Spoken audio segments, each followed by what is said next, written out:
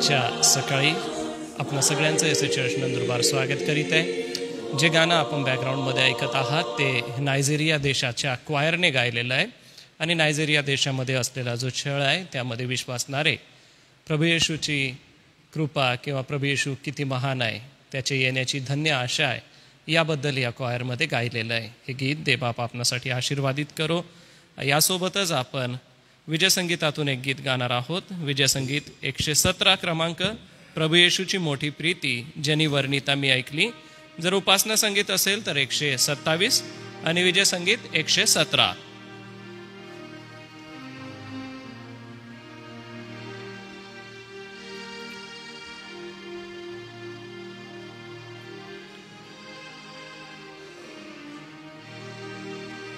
प्रभु येशूची मोठी प्रीती ज्यांनी वर्णिता मी ऐकले.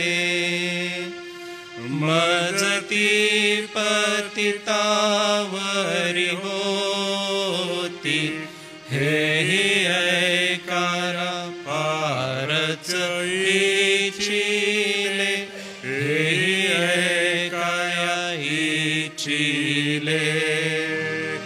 त्या ख्रिस्ते तुला मला प्रीती दाविली.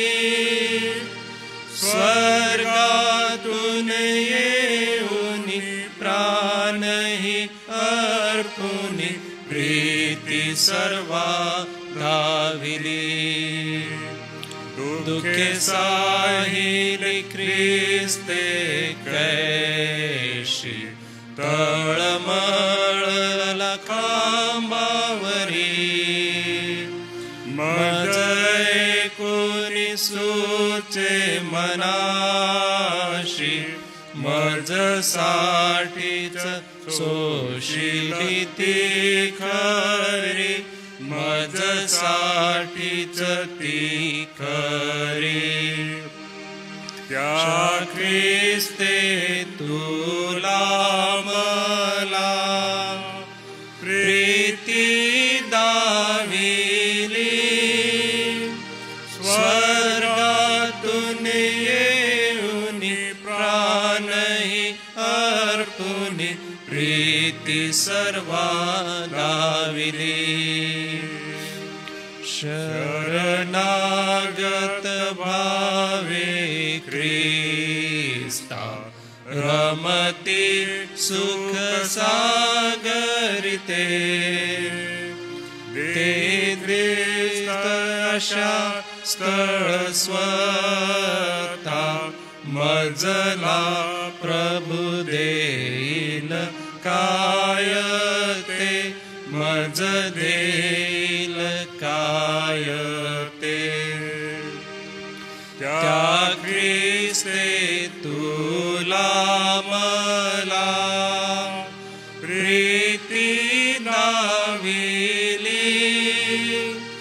स्वर्गातून येऊन प्राणही अर्पुनी प्रीती सर्वा दाविली. प्रभु तू प्रिय उत्तर द्यावे. मज कोणी न तुझ शिवाय. सदा ज्ञाने मला कळवावे. मज तारण देशी कृपेने काय. मज तारण देशी काय. तारिले तुलाही मी.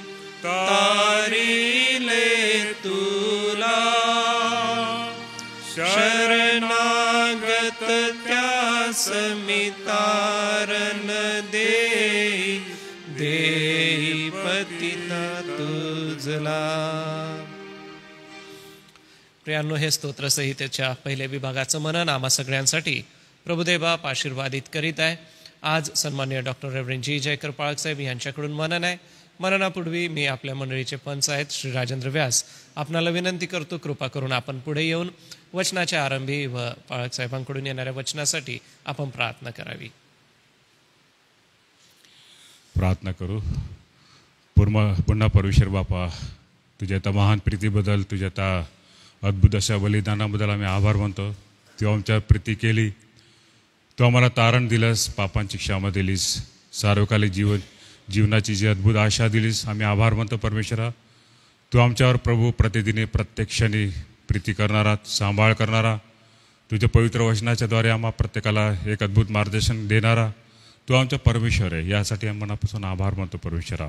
आजच्या सकाळी पुन्हा नव्याने प्रभू आज तुझ्या पवित्र वचन आम्ही ऐकू, मनन करू. ते प्रभू आमच्यासाठी एक नवीन आशीर्वाद, एक नवीन कृपा, एक नवीन सामर्थ्य पुरवणारा असू दे. आणि विशेष करून तुझ्या दासाला लागणारी कृपा पुरव. त्यांच्या मुखातून निघणारा प्रत्येक शब्द प्रभू आम्हा प्रत्येकाच्या जीवनामध्ये एक नवीन कलाटणी देणारा असा होऊ दे, आमची प्रार्थना आहे परमेश्वरा. पुन्हा आजच्या सकाळबद्दल आम्ही आभार मानून ही प्रार्थना धन्य तारणारा प्रभू येशू ख्रिस्त याच्या नावाने केली म्हणून तो ऐक. आमेन.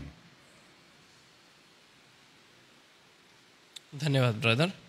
ऑनलाईन पाहणारे सर्व प्रियजन व उपस्थित असलेल्या वडील मंडळाच्या समोर मी सन्माननीय डॉक्टर रेव्हरेंड जी जयकर पाळक साहेब आपलं स्वागत करतो आणि विनंती करेन की आपण पुढे येऊन आजच्या वचनाची सेवा करावी.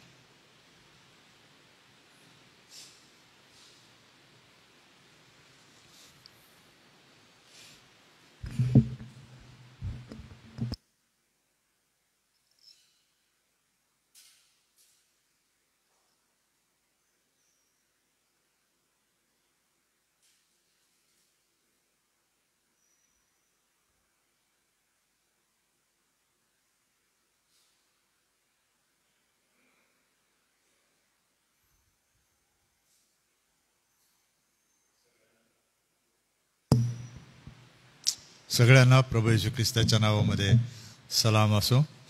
आजचा दिवस परमेश्वराने आपल्या आयुष्याला जोडला त्याबद्दल परमेश्वराचा धन्यवाद असो. जग कठीण परिस्थितीमधून जात आहे. नैसर्गिक उत्पात दिवसाआड आपल्याला सध्याच्या आधुनिक माध्यमांच्या द्वारे पाहायला मिळतात किंवा ऐकायला मिळत आहेत. युद्धे थांबलेली नाहीत. भूकंप आठवड्यात 2दा-4दा येतच आहेत, मोठ्या प्रमाणावर येत आहेत. आपसामध्ये यादवी सत्तेची ससे होलपट, मी मोठा, आम्ही मोठे, आम्ही श्रेष्ठ, श्रेष्ठत्वाची ही चढाओढ ज्या जगात कधी पाहिली नव्हती तेथे पुन्हा एकदा निर्माण झालेली आपल्याला दिसते. या चढाओढीमध्ये, शक्ती प्रदर्शनामध्ये, मतप्रदर्शनामध्ये, धर्म प्रदर्शनामध्ये श्रेष्ठत्व गाजवताना सर्वसामान्य माणसे, गरीब माणसे, अशक्त माणसे, लाचार माणसे, महिला, मुली, तरुण, लहान मुले अक्षरशः भरडली जात आहेत. त्यांना या प्रश्नाचं उत्तर शोधता शोधता नाकी नऊ येत आहे की हे असं का? तू जर देव आहेस तर कोठे आहेस? आम्ही काय केलं? आम्ही काय बिघडवलं? जसं मागे सिरियामधून त्या लहान मुलाने विचारलं की मी काय केलं? हे माझ्या वाट्याला का आलं? माझं घर कुठे आहे? माझी शाळा कुठे आहे? ज्या महिला किडनॅप झाल्या, विकल्या गेल्या, माहीत नाही त्यांचा शेवट काय झाला, काय विचार करत असतील? जे आईबाप आपल्या मुलांना गमावून बसले ते काय म्हणत असतील? आमच्या वाट्याला हे दुःख का? आम्ही काय बिघडवलं? आमचं काय देणं घेणं आहे? कोणीतरी कुठून तरी शक्तिमान बनून येतो, हल्ला करतो, पादाक्रांत करतो, अकांत आणि विलापाने भरून उद्ध्वस्त करून निघून जातो. मग कोणी जगायचं, कोणी करायचं, हे कुठून? आणि देवाची स्तुती असो की आज आशिया खंड असा देश आहे, असा प्रदेश आहे की या उत्तराचा शोध घेण्यासाठी अनेक अनेक महात्मे या जगात आले.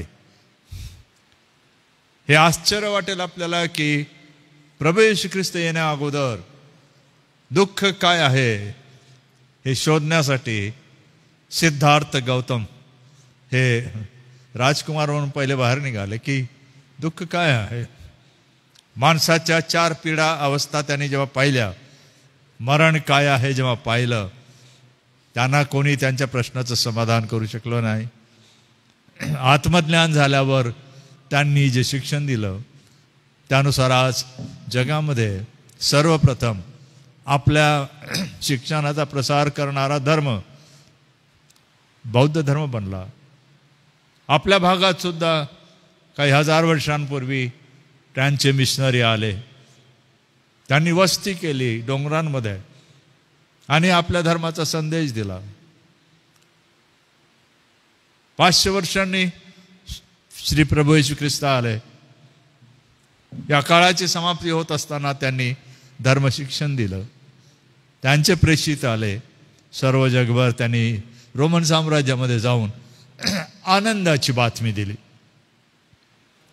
की दुःख आहे, त्रास आहे, नाश आहे, अनंतकालिकता आहे, पण तिचा सुद्धा शेवट होणार आहे. जरी मानवी अवाक्यापलीकडे ते असेल तरी ज्या देवाने परमेश्वराने सर्व सृष्टी निर्माण केले, ही विश्वे निर्माण केली, हे माणसाला निर्माण केलं, ज्याला या निसर्गामध्ये राखलं आणि ठेवलं, पुरवलं, त्या माणसाला सुद्धा दुःख आणि कष्ट आणि वेदनामधून सोडवावं हे देवाच्या मनात होतं आणि तो आला. हा संदेश प्रभू येशू ख्रिस्ताने आपल्याला दिला आणि आज आपल्याला माहीत आहे की त्याच्या वचनांच्या द्वारे आपलं समाधान होतं. जरी प्रत्यक्षात दुःख संपत नाही तरी आपण समाधानाने जगतो, कारण एक आशा आपल्या प्रत्येकाला आहे. आणि ही आशा इब्रिकाराच्या पत्राचा लेखक म्हणतो आपला काय आहे, नांगर आहे. खवळलेल्या समुद्रामध्ये जहाज स्थिर करण्याचं एक जे यांत्रिक साधन आहे ते आहे जहाजाचा नांगर. आणि लेखक म्हणतो आपला विश्वास जो येशू ख्रिस्तावर आहे तो आपला काय आहे, या प्रवासामधला खवळलेला समुद्रातला नांगर आहे. स्तोत्र 38 यामध्ये 22 वचने आहेत आणि पुष्कळ रचना जी आहे या स्तोत्रांची. मी सर्व विवरण देत नाही, परंतु कलात्मक आहे, कारण ही कविता आहे. 8 जे इब्री कविता प्रकार किंवा रागदारी आहे त्यापैकी एका कविता प्रकारावर हे रचलेलं स्तोत्र आहे. याची जी मांडणी आहे ती उलट सुलट आहे. 1 3 5 7 असेल तर 7 5 3 1 अशी उलट सुलट त्यांच्या मुळाक्षरांप्रमाणे आणि विषयाप्रमाणे ह्याची उलट सुलट मांडणी आहे. म्हणजे प्रथम जर शरीर यायला पाहिजे तर मृत्यूचा प्रसंग दाखवला जातो आणि मग परत उलट येतात आणि परत जीवनाबद्दल सांगितलं जातं. तर ही रचना फार मनोरंजक आहे. यामध्ये सुरुवातीला आलेली मुळाक्षर आहे ही सुद्धा त्याच प्रकारे संकेत देतात. दुसरी महत्वाची गोष्ट आहे की जी पश्चातापाची स्तोत्रे आहेत. साधारणपणे 25, 32, 38, 51, 86, 103, 130 आणि 143 ही स्तोत्रे ही पश्चाताप कबुलीची आहेत. दुःख समयामध्ये देवाला शरण जाण्याची आहेत. कबूल करून देवाला त्याची कृपा मागण्याची ही स्तोत्रे आहेत. आणि म्हणून या स्तोत्रांकडे आज जे आपण सर्व आहात आणि विशेषतः जे दुःखी, कष्टी, लाचार, आजारी, बंधनात असलेले, चिंता आणि आपल्या लेकरा बाळांची भविष्याची चिंता करणारे आपल्या सर्वांसाठी आजचा हा संदेश आहे. आणि ह्या 38 मधून स्तोत्रकर्ता दावीद किती मोठ्या प्रचंड प्रमाणावर तो स्वतःची कबुली देतो. मी वाचतो आणि तुम्ही जरा लक्ष द्या. बरोबर विवरण द्यायला वेळ नाही, कारण हे जरा यामध्ये फार मोठे मोठे विषय आहेत.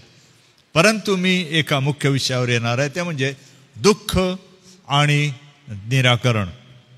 दुःख म्हणजे काय आणि देव त्याचं निराकरण मनुष्य जातीसाठी कसं करतो आणि करणार.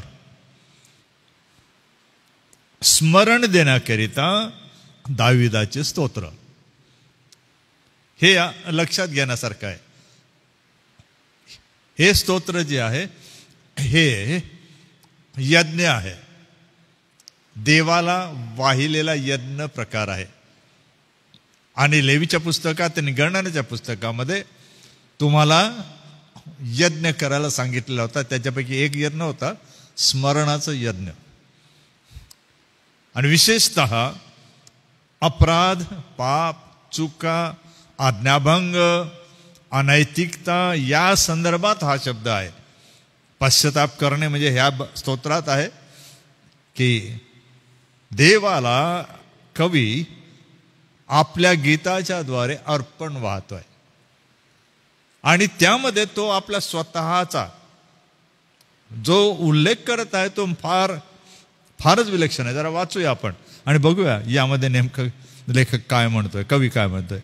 हे परमेश्वरा, एक काम कराल, मी वाचत असताना तुम्ही मी, मला, माझ्या या शब्दांकडे लक्ष द्या आणि मोजून बघा. मी, मला, माझ्या. कारण आपण पश्चातापाबद्दल बोलत आहोत, विचार करत आहोत. आणि दाविदाने केलेला पश्चाताप आणि तो कसा असतो, कसा केला जातो, केला पाहिजे, यामध्ये मी, मला, माझ्या, माझे, माझी या शब्दांकडे जरा लक्ष द्या आणि मोजा बरं. तुम्हाला मजेदार शोध लागेल. हे परमेश्वरा, क्रोधाने मला शासन करू नको, संतापून मला शिक्षा करू नको. तुझे बाण माझ्या देहात खोल रुतले आहेत.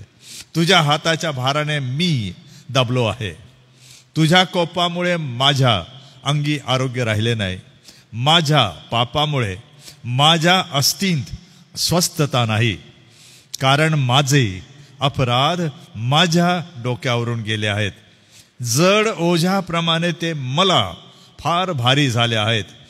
माझ्या मूर्खपणामुळे माझ्या जखमा सोडून त्यास दुर्गंधी सुटली आहे. माझ्या अंगाला आळे पिळे येतात. मी अगदी वाकून गेलो आहे. दिवसभर मी सुटक्याच्या वेशाने फिरतो. माझ्या कंबरेला दाह सुटला आहे. माझ्या अंगी आरोग्य अगदीच राहिले नाही. माझे अंग बधीर झाले आहे व फारच ठेचून गेले आहे.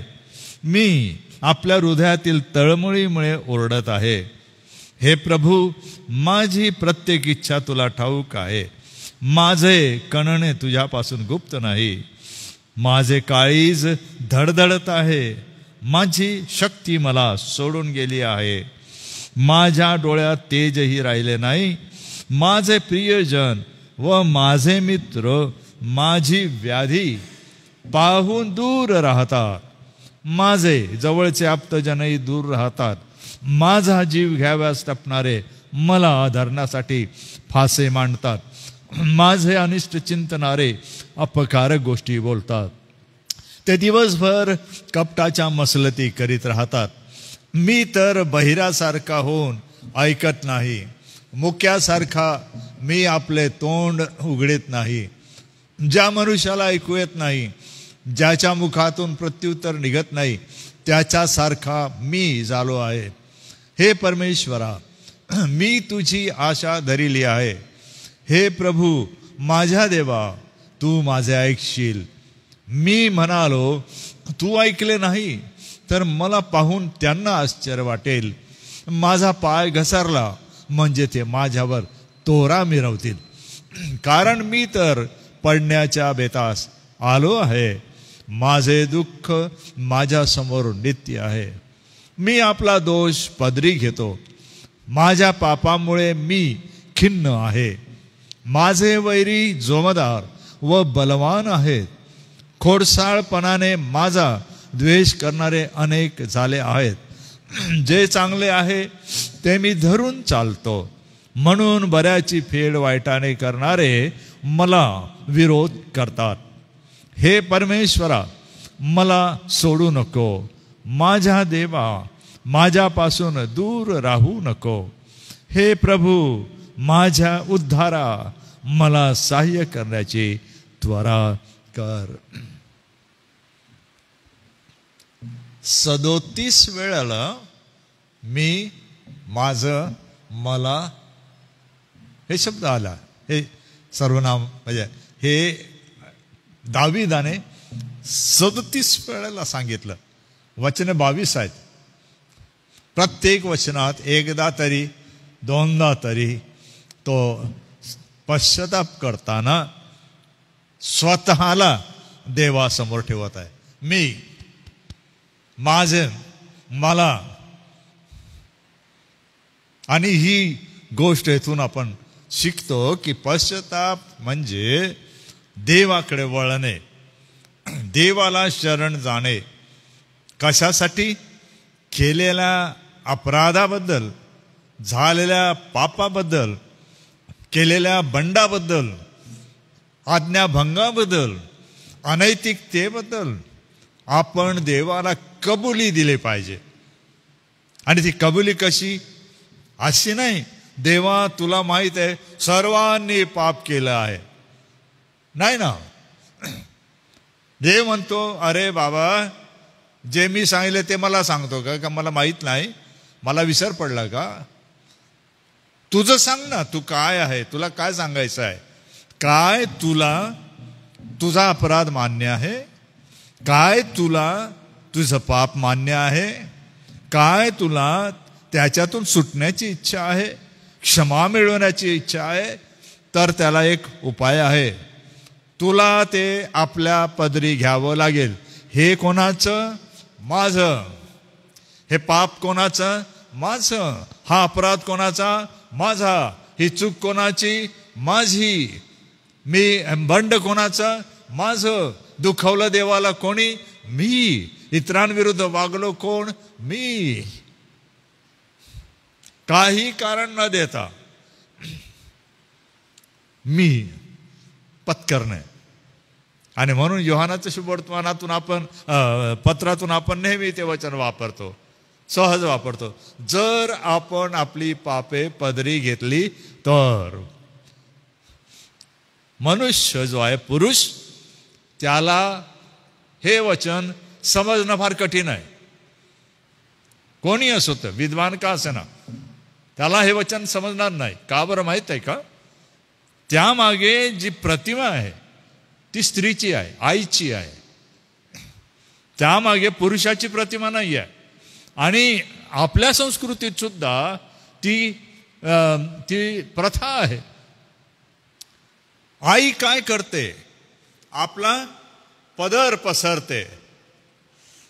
आणि जर आपल्या मुलाने किंवा काही झालं असेल तर ती म्हणते, ठीक आहे, झालं ते झालं, हे कोणाच्या पदरात टाका?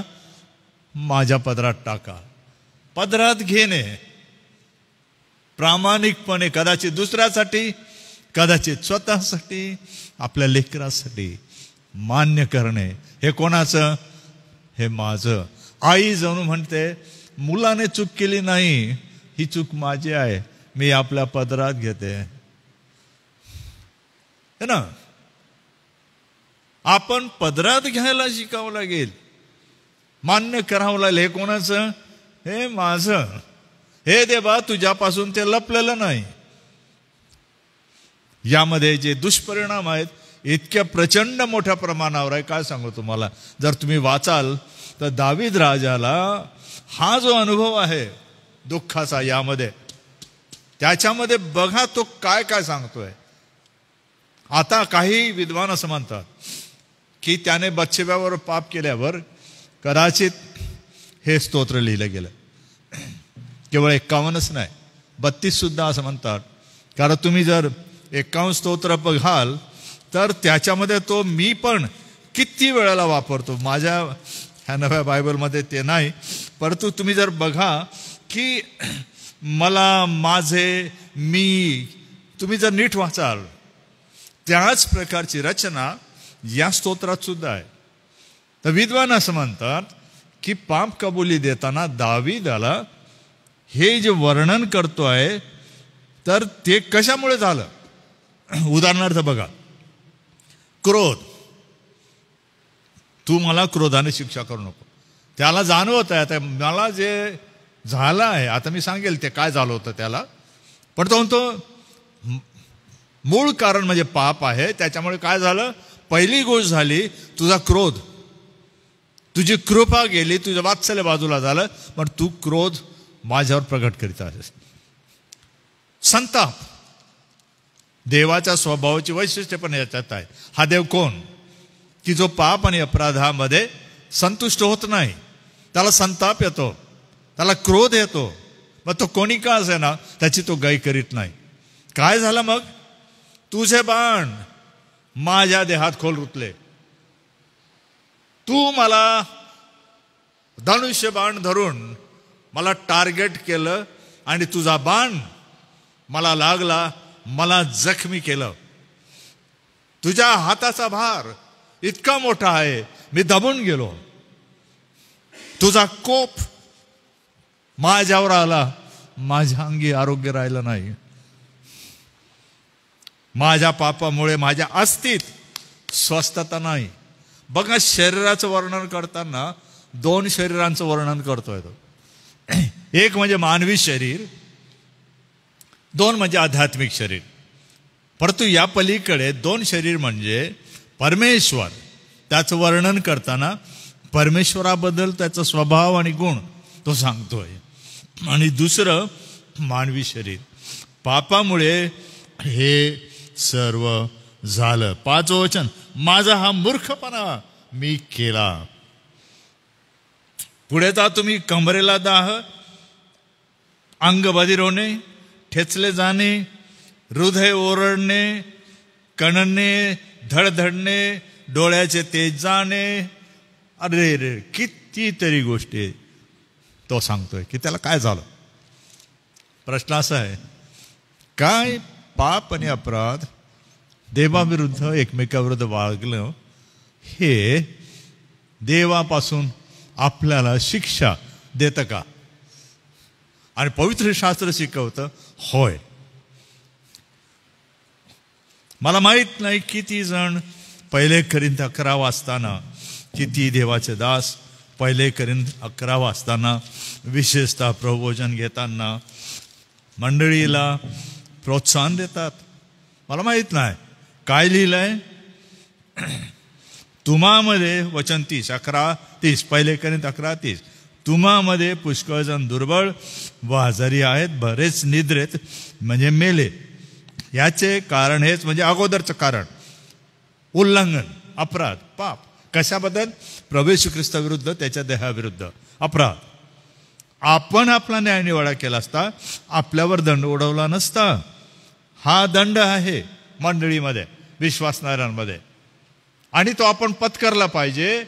यासाठी प्रभोजन आवश्यक आहे की प्रभोजन घेणाऱ्याने पहिले हे पत्करलं पाहिजे, हे देवा मी चुकले, अपराध केला, माझी तू क्षमा कर, म्हणून मी तुझ्याकडे येतो. प्रभुभोजनाच्या भाकरीने आणि प्याल्याने पापांची क्षमा होत नाही. बळ मिळतं पण क्षमा होत नाही. क्षमा पश्चातापाच्या द्वारे मिळेल, मान्य केल्याच्या द्वारे मिळेल. हा दंड उडवला नसता. ज्या अर्थी आपल्यावर दंड उडवला आहे, म्हणजे दुर्बलता, आजार, मरण आलेलं आहे, आपल्याला प्रभूकडून शिक्षा होत आहे. अशा हेतूने की जगाच्या बरोबर आपल्याला दंडाज्ञा होऊ नये. दावीद राजा आपल्या पापाची, अपराधाची जाणीव झाल्यावर देवाने दिलेला दंड पत्करतोय. ही पहिली गोष्ट. आणि हे आपल्याला आवडत नाही. ज्याला हा दंड मिळाला आहे, काही वेळेला त्या सभासदाला किंवा त्या विश्वासणाऱ्याला थट्टा म्हणून घेतलं जातं आणि कधी कधी ओरडून सांगितलं जातं, तुम्हाला माहिती आहे का की आपल्यामध्ये काही जणांना देवाने कसा फटका दिला आहे. पण तो तर एकच भाग आहे. आणि एक बाजू सांगणारा वक्ता, प्रवचनकार हा देवाची मनसा सांगत नाही. तो स्वार्थाने, गर्वाने पेटून सांगत नाही. माझ्याकडे पहा, मला देवाने पूर्ण आरोग्य दिलं. बघा, एका मोठ्या सेमिनरीमध्ये हे माझ्या डोक्यात आलं. तर एका मोठ्या सेमिनरीमध्ये असंच आरोग्यदानाचं प्रसिद्ध असणारा देवाचा दास होता. त्याची माझी भेट झाली आणि मग काही प्रश्न असे आले. मी साधा प्रश्न त्यांना केला, सर चष्मा काढून बायबल वाचू शकता का?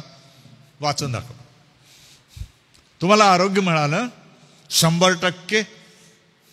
चष्मा काढून वाचून दाखव. ते 55, 60, 65 वयाचा असावं आणि मी तरुण होतो फार, 20-22. मी डायरेक्ट विचारलं, जर तुम्ही वाचू शकत नाही तर कृपा करून सांगून दावा करू नका. प्रभू येशू ख्रिस्त 100% आरोग्य देतो. सांगा, आरोग्य देतो तुमच्या विश्वासाच्या प्रमाणे, त्याच्या इच्छेप्रमाणे. किती टक्के द्यायचं हे त्याच्या हाती आहे, पण दावा करू नका. त्याचा अर्थ असा आहे, फक्त आजारी पडणारे, दुःखी असणारे, कर्जबाजारी असणारे, वेदना सहन करणारे हे पापी आहेत. बाकी आम्ही जे काही नाही म्हणजे दाखवत नाही, ते आम्ही सर्व देवाचं तोंड दररोज पाहतो आणि अति पवित्र राहतो. शक्यच नाही, शक्यच नाही. रोम 3:23 सांगतं, तुम्ही मान्य करा, नका मान्य करू, कारण सर्वांनी पाप केलं आहे. जन्मले ते, हयात आहे ते, कृपेचा काळ आहे तो फरक. सर्वांनी पाप केलंय. तुम्ही मान्य करा की नका करू. मरण तर आहेच. तुम्ही टाळू शकला का मरण? टाळू शकणार आहात का मरण? 2 वेळेला आपण टाळू शकू. एक म्हणजे प्रभू येशू ख्रिस्त जिवंत आला आणि आपण जिवंत राहिलो विश्वासात, तर पुनरुत्थान झालं तर दुसऱ्यांदा आपण जगणार. याशिवाय मरण हा देवाचा आदेश आहे,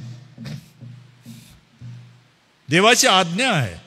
दुःख देवाची आज्ञा आहे, शाप नाही. उत्पत्ती 3:2 आणि 3 वाचताना फार मोठी घोडचूक होते. देवाने असं म्हटलं, तुझ्यामुळे भूमीला शाप आला आहे. पण दोघांना म्हटलं, आईबापाला, त्याचा आदेश असं असं होईल. तो आदेश आहे. जसा आशीर्वादाचा आदेश होता, तुम्ही बहुगुणित व्हाल, पृथ्वी व्यापून टाकाल. पण दुसरा आदेश काय? पण स्त्री तू असं पुनरुत्पादन करशील. पुरुषाला म्हटलं, तू निढळाचा घाम गाळशील. हा शाप नाही, हा आदेश आहे. आणि म्हणून आजपर्यंत प्रत्येकाला ते अनुभवास येतं, कारण देव आदेश करत होता. त्याने ती आज्ञा लावून दिल्यामुळे धर्म, पंथ, विश्वास ह्याच्यात फरक पडत नाही. कोणी असा, तुम्हाला हे दुःख, व्याधी, विकार, मरण आणि प्रतारणा आणि इतरांचे टीका, टोमणे सर्व सहन करावे लागतात. त्याचं कारण हे. आणि जे विश्वासणारे म्हणतो आपण, ते काय म्हणतात? असेल, पण मी कुठे जाईन? परमेश्वराकडे जाईन. शेवट काय आहे? मजेदार आहे. तो म्हणतो 21, हे परमेश्वरा, हे सर्व आधी जे झालं ते, ज्याच्यामुळे मी दुःखी आहे, आजारी आहे, तरी तू मला सोडू नको. माझ्यापासून दूर राहू नको. हे प्रभू, माझ्या उद्धारा, सोडविणाऱ्या, मला सहाय्य करण्याची त्वरा कर. तो विश्वासाने देवाकडे जातो. शास्त्रज्ञ असं म्हणतात, ज्या दुःखाला दावीद तोंड देत होता, ते जे दुःख आलं, त्याच्या शरीरात जे विकार आणि त्रास निर्माण झाले, तर त्याला एक आजार झाला जो भयंकर होता आणि त्याच्यातून त्याला सुटणं कठीण होतं. आणि अशा आजाराने ग्रस्त असताना त्याला राज्यकारभार करणं अशक्य होणार होतं. हा आजार कसा लागला त्याला? शास्त्रज्ञामध्ये मतभेद आहे. एक तर निश्चित आहे, ते म्हणतात की महिलेबरोबर त्याने अनैतिक शारीरिक संबंध प्रस्थापित केला, देवाने क्षमा केली नंतर. दुसरी गोष्ट खोटं बोलला. तिसरी गोष्ट त्या महिलेच्या पतीला युद्धामध्ये पाठवून त्याला मरावं म्हणून समोर ठेवलं. तो मेला, तो खून झाला जवळजवळ, आणि परत त्याने पश्चाताप केला नाही. यामुळे त्याला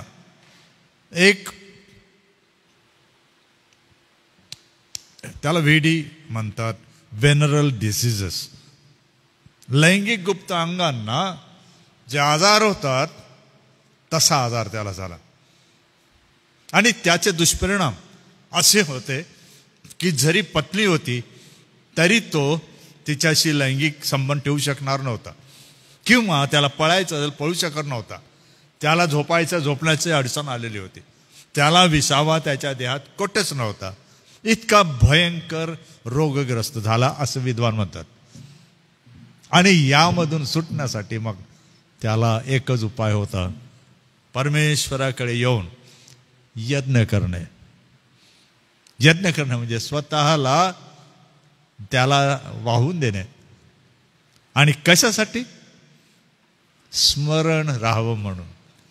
देवा, मी असं केलं, मी तुला काय देऊ? त्याच्याने तुला संतोष होणार नाही. मी स्वतःला पुन्हा तुझ्या स्वाधीन करतो. मी तुझ्या त्या वेदीवर स्वतःचं अर्पण करतो, हे स्वीकार. आणि ते स्वेच्छेनं होतं, ते जबरदस्तीचं नियमानुसार नव्हतं, स्वेच्छेचं अर्पण होतं. एक पापी, एक दुःखी, एक कष्टी देवाजवळ स्वेच्छेने गेल्याशिवाय देव त्याच्यावर कृपा करत नाही, स्वेच्छेने. आणि तो यज्ञ आहे. स्तोत्र 51 मध्ये तसंच आहे, भग्न आणि अनुतप्त हृदय तू तुच्छ मानणार नाही. मग आम्ही तुझ्या वेदीवर यज्ञ करू. आजारी, दुःखी, कष्टी, आज बिछाणावर तळमळणारे, भिवू नका. परमेश्वर देव म्हणतो, मी तुमची चिंता वाहतो. माझ्यावर विश्वास ठेवा. तुमच्या जीवनात आलेलं हे संकट सैतानापासून नाही, हे माझ्या आदेशाप्रमाणे तुम्ही केलेल्या चुका, अपराधाच्या मोबदल्यात तुम्हाला मिळालेला आहे. मी सैतानाचा वापर करतो, मी आजारांचा वापर करतो, पण त्यांच्यामुळे तुमच्यावर येत नाही. ते माझ्या परवानगीशिवाय काहीच करू शकत नाहीत. मी पाठवलेला हा त्रास आहे, हा आजार आहे, हे दुःख, हे कष्ट आहे. तुम्ही मान्य करा, आपला अपराध मान्य करा, आपली कमकुवतपणा मान्य करून त्याला शरण जाऊन म्हणा, तू चांगला आहेस. हे परमेश्वरा, तू चांगला आहेस.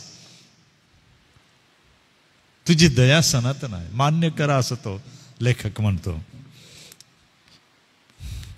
आज सकाळी येथेच थांबतो मी. पुष्कळ मला सांगायला पाहिजे आहे, परंतु कधीतरी वेळ मिळेल तेव्हा मी सांगेल की आज सकाळी जे ऐकत आहात आपण सर्व, बसलेलेही आणि ऑनलाईन, तुम्ही दुःखी आहात, कष्टी आहात. दुःख म्हणजे 3 गोष्टी. एक, रहस्य आहे, तुम्हाला आणि मला कळणार नाही हे कशामुळे आलं. 2, आपण केलेल्या पाप, अपराधांमुळे, चुकांमुळे आपल्याला दुःख आपल्या वाटेला येतं. 3, देव परवानगी देतो तेव्हा आजारांच्या शक्ती, मरणाची शक्ती, सैतानाची शक्ती काम करते. निरोगी आपल्यापैकी कोणीही कधीही राहू शकत नाही. जीवनामध्ये किती सुदृढ असाल, मृत्यू टाळू शकणार नाही. असं असताना दावीद हे जाणतो की मी केलेल्या चुकामुळे हे सर्व माझ्या वाटेला आलं. मी तुला शरण येतो, मी आपला यज्ञ करतो. जरी माझे शेजारी पाजारी, मित्र मंडळी, नातेवाईक मला सोडून झाला, दूर गेले, तू माझ्याजवळ आहेस. या आपण प्रार्थना करू. देवबापा, आम्ही प्रार्थना करतो की दावीद ज्याही कारणामुळे दुःखी झाला, आजारी झाला, कष्टी झाला, आम्हाला माहीत आहे की तरी त्याने तुझ्याकडे येऊन आपले पाप अपराध चुका मान्य केल्या, पश्चाताप केला, तू त्याला क्षमा केली, क्षमेबरोबर त्याला तू जगण्याची शक्ती दिली, रोगावर मात करायला सहाय्य केलंस, तो पुढे राज्य करू शकला आणि 20व्याने तुझ्या विश्वासात त्याने मरण पत्करलं. हे परमेश्वर देव बापा, हे दुःख वाचत असताना आम्हाला आमची पण जाणीव होते की आम्ही या मातीचेच माणसं आहोत. आमच्याही वाट्याला हे प्रसंग येतात. आम्ही तुझं वचन वाचावं, तुझं सत्य समजून घ्यावं. आम्ही जर विश्वासणारे आहोत, आम्ही तुला आळवणी करावी. हे प्रभू, मला सोडू नको. हे प्रभू, मला मुक्त कर. हे प्रभू, माझी काळजी घे. आज आम्ही प्रार्थना करतो की जे कोणी असे दुःखी, कष्टी, निराश, भाराक्रांत आहेत, प्रभू येशू ख्रिस्ताची शांती आणि कृपा तुमच्या मनावर आता राज्य करो. तुम्हाला या दुःखामध्ये विश्वास आणि आशा तो देवो. आणि ज्या जगापलीकडे जेथे आपण जाणार त्या जगाची नवी आशा देऊन तो तुम्हाला आज सुखी करो, सुदृढ करो, तुमच्या गरजा भागवो. देवबापा, आमची प्रार्थना तू ऐक. येशू ख्रिस्त आमचा प्रभू याच्या नावाने, आमेन. Thank you very much. बाळासाहेबांचं मी मनपूर्वक आभार मानतो आणि परमेश्वर पित्याला धन्यवाद देतो. आजच्या या पवित्र वचनाला आमच्या कानी येता आलं आणि प्रभूचं हे वचन आम्हाला अतिशय स्पष्टपणे मिळालं. दावीद राजाच्या जीवनातला जिवंत अनुभव आणि त्याच्या जीवनाची साक्ष आम्ही यामधून ऐकली. देवबाप आपल्या प्रत्येकाची मनं त्याच्याकडे वळवो आणि असाध्य अशा परिस्थितीतून काढण्यास, आजारातून बरं करण्यास आमचा प्रभू समर्थ आहे हा दृढ विश्वास आपण बाळगूया. कारण की तो आम्हाला वेळोवेळी आपली कृपा देतो. नित्य प्रार्थना विषय आपले आहेत, त्यासाठी आपण प्रार्थना करूया. सोबतच आज ज्यांचे जन्मदिवस आहे त्यामध्ये रविकांत ठाकूर, कलाबाई वळवी आहेत, बकुळा व्यास, मंदाकिनी मेश्राम आणि तन्वी वळवी या प्रियजनांचे वाढदिवस आहे. यांना मंडळीच्या वतीने शुभेच्छा देतो. यासोबतच VBSचं 1 दिवसाचं ट्रेनिंग आज चेंबूर मुंबई या ठिकाणी आहे. त्यासाठी पास्टर सागर कालू आणि त्यांच्यासोबतच जे आपले सनदी सुवार्तिक आहेत, आशिष गायकवाड, अनमोल वळवी आणि पियुष चतुर, हे 4 सेवक त्या ठिकाणी गेलेले आहे. आजचं त्यांचं ट्रेनिंग आहे. प्रभुदेव बाप त्यांचं ट्रेनिंग आशीर्वादित करो. त्यांच्यासाठी प्रार्थना करूया. सोबतच आता आपण एका नवीन महिन्यात आलेलो आहोत आणि या महिन्याभरामध्ये दिवाळीच्या सुट्टीमध्ये आपण VBS अनंत तरुण संमेलन घेणार आहोत, तर त्याचीही आपण आठवण करूया. मी आदरणीय रेव्हरंड जयेश पठारे पाळक साहेब आपणाला विनंती करणार आहे, आपण पुढे यावं, प्रार्थना करावी, प्रभूची प्रार्थना आणि आशीर्वाद सुद्धा आपण द्यावा.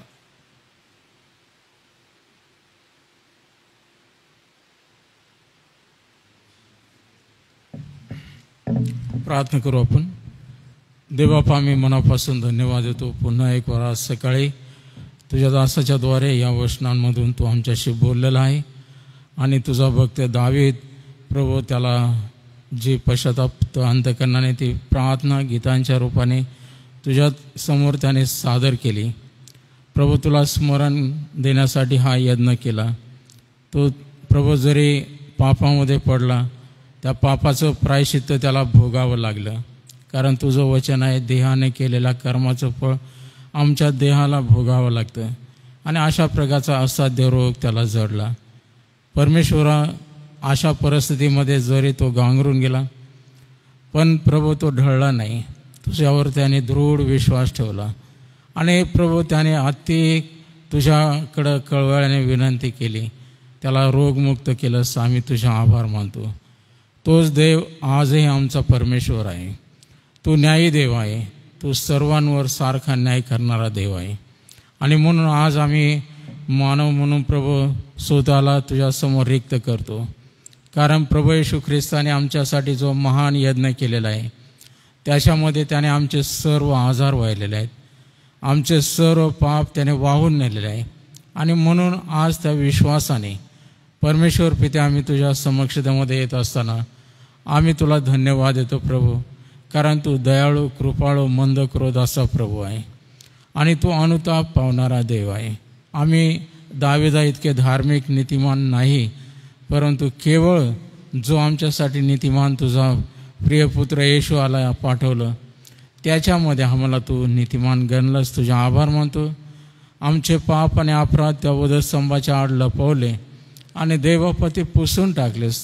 किती उपकार तू आमच्यावर केलेला आहे. अशा प्रकारच्या आमच्या पापांची शिक्षा आम्हाला तू दिलेली नाही. आम्हाला या प्रकारे तू कठीण प्रसंगातून, आजारातून, दुःखांमधून नेलेलं नाही, म्हणून आम्ही तुझा आभार मानतो. परंतु देवबापा, आम्ही प्रार्थना करतो, नित्यनेमाने आम्ही तुझ्या मेजासमोर येत असताना जसे त्या वचनांची आठवण करतो की प्रभू या देहाला दंड व्हावा म्हणून आजार आहेत, अशक्तपणा, दुर्बलता आहे आणि मरण देखील आहे. आणि म्हणून प्रभू ही जी पापाची शिक्षा तू आमच्यासाठी ते वेतन ठेवलेलं आहे, आम्ही प्रार्थना करतो त्या दंड आम्ही स्वतः चुकवावा आणि त्या दंडातून मुक्त व्हावं म्हणून आम्ही स्वतःचा न्याय करावा. यासाठी की प्रभूसमोर आम्ही नीतिमान गणलं जावं म्हणून आम्ही पश्चाताप अंतकरणाने तुला शरण यावं ही तुझी इच्छा आहे. तू क्षमाशील देव आहे आणि आजही तू आमच्या अन्य अपराधांची क्षमा करणारा तू प्रभू आहे. तुझा आभार मानतो. म्हणून आम्ही निराश न होता, आम्ही कोणत्याही प्रकारच्या दुःखात, आजारात, संकटात, क्लेशात जरी सापडलो, अडकलो, तरी देवबापा तू आमच्यावर करुणा करणारा देव आहे. ही मोठी आशा आहे म्हणून तुझा आभार मानतो. या वचनाबद्दल, तुझ्या दासाबद्दल आम्ही तुला धन्यवाद देतो प्रभू. आज आम्ही पुन्हा एक वार तुझ्यासमोर येत असताना तुला कोटी कोटी धन्यवाद देतो प्रभू. आमच्या प्रार्थना तू ऐकला. या संपूर्ण जगात, महाराष्ट्रात, भारतात भरपूर पर्जन्य तू दिलंस. तुझी स्तुती करतो. जरी अनेक प्रकारची हानी झालेली आहे, नुकसान झालेलं आहे, शेतकऱ्यांवर मोठे ओकळा पसरलेले आहेत, तरी देवापा आमच्यावर दया केलीस, आम्हाला पाऊस भरपूर दिलास. तुझे आभार मानतो. आज आम्ही या नवीन महिन्यामध्ये आराम केलेला असताना या महिन्यात प्रभू आम्ही होणारे सर्व कार्यक्रम आम्ही तुझ्या हातात सोपून देतो. विशेषतः VBS आणि यूथ संमेलनासाठी प्रार्थना करतो. त्या कार्यावर तो आपल्या आशीर्वादाचा हात ठेव आणि देवबापा येणाऱ्या तरुणांना, आमच्या लेकरांना संडे स्कूलच्याद्वारे प्रभू या VBSमध्ये तू त्यांची भेट घे आणि या बालवयात त्यांच्याशी बोल, अशा आम्ही प्रार्थना करतो. प्रभू आम्ही प्रार्थना करतो मुंबई या ठिकाणी देखील जे VBS भरलेलं आहे त्यासाठी जे लोक येणार आहेत त्यांना आशीर्वादित कर आणि प्रभू ते कार्य तू आशीर्वादाने भरून टाक.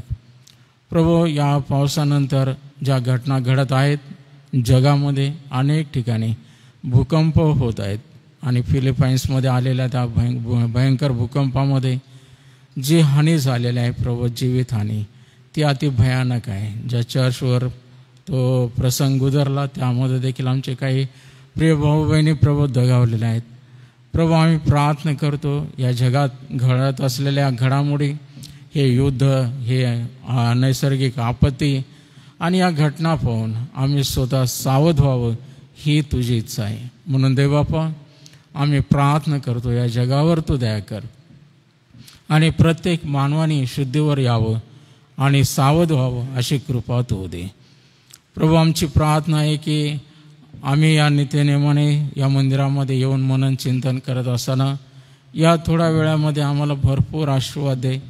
तुझ्या वचनाच्याद्वारे तू आम्हाला मार्गदर्शन कर आणि तुझं गौरव आमच्या सर्वांच्याद्वारे होऊ दे. आमच्या SM ट्रस्टच्या सेवा करायला तू आशीर्वाद दे. आमच्या काउन्सिलच्या सर्व मंडळांना तू आशीर्वादित कर आणि सर्व तुझ्या दासांचं सेवा करेल तू आशीर्वादाने भरून टाक. आम्ही प्रार्थना करतो आज सकाळी जे आजारी जन आहेत त्यांना तू आरोग्य दे, त्यांच्या बऱ्या होण्याने तुझं गौरव दे. ज्यांना तू आरोग्य दिलं त्यांच्याबद्दल आम्ही तुला धन्यवाद देतो. आज ज्यांचे वाढदिवस आहेत आम्ही रविकांत ठाकूर, कलाबाई वळवी, मंदाकिनी सोनेरी, बकुळा व्यास, मेश्राम तन्वी, अविनाश वळवी या सर्वांची आठवण करतो. या सर्व प्रियांवर तू कृपा कर आणि या जन्मदिनाच्या प्रित्यर्थ त्यांना तू दीर्घायू कर, त्यांच्या आयुष्याचं तू कल्याण कर आणि या सर्वांनी या जन्मदिनी तुला आपलं जीवन समर्पित करावं अशी कृपा तू दे. पुन्हा एक वार प्रभू आजच्या या सर्व प्रार्थना विनंती आम्ही तुला सादर करतो, त्या तू कृपा करून ऐक. तारणाऱ्या प्रभू येशूच्या नावाने मागतो म्हणून तो ऐक. आमेन. प्रभूने शिकवलेली हे आमच्या स्वर्गातील पित्या, तुझे नाम पवित्र मानले जाओ, तुझे राज्य येऊ, जसे स्वर्गात तसे पृथ्वीवरही तुझ्या इच्छेप्रमाणे हो. आमची रोजची भाकर आज आम्हास दे, आणि जसे आम्ही आमच्या ऋणास ऋण सोडतो तसेच तू आमच्या ऋणापासून सोड, आणि आम्हास परीक्षेत आणू नकोस, तर आम्हास सर्व वाईटापासून सोडी. कारण की राज्य, सामर्थ्य आणि गौरव ही सर्व काळ तुझीच आहेत. आणि आता आपल्या तारणाऱ्या प्रभू येशू ख्रिस्ताची कृपा, देवबापाची प्रीती आणि पवित्र आत्म्याची गोड संगती या मन्नामध्ये उपस्थित असलेल्या तुझ्या दासांबरोबर, देवाची मंडळी आणि इस्रायल राष्ट्र याबरोबर आता आणि सदा सर्व काळ असो. आमेन. ख्रिस्त पवित्र शांती सत्प्रीती ती शोभा सौंदर्य माझी या जीवनी येशू पवित्र तू शुद्ध मज करे तुझे सौंदर्य दिसो या जीवनी.